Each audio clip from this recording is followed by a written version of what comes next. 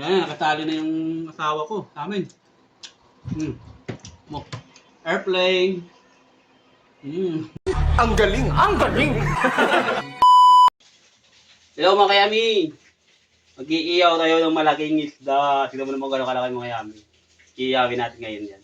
Bali yung gagawin natin ngayon, puputulin muna natin yung buntot kasi sabi nila yung buntot na ito ay nakakalason. Kaya tatanggalin muna natin. Inihila lang ito mga kayami. Yan o. Ang tigas. Aba! Yan! Ayan siya mga kayami. Ito daw yung nakakalason na part ng isdang malaki nito. Kaya tinanggal natin. Sabi nila, pero hindi ko sure Ayan.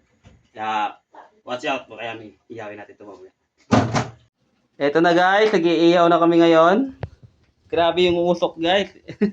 Sa loob ng bahay namin, walang labasan yung yung usok. Tapos nilagyan pa namin kanina ng mantika, kaya lalong umusok. Pero ayan na guys Tanggalin mo nga yung pamaypay mo tayo. Yan na, yung isda namin. Hindi kasya sa aming iyawan.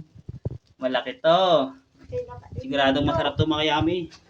Ayan At ito pala yung master namin sa iyawan. Yung bunso kong anak. Di ba? Yan mga kayami. Luto na yung aming inihaw na tambakol. Kaya imumukbangan namin to ng anak ko.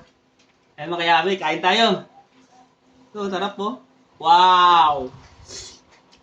Sausawan to.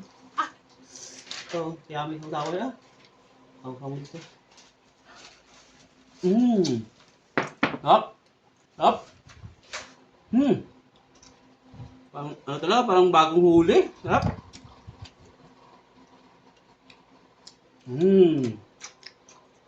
Subuhan ka sa akin?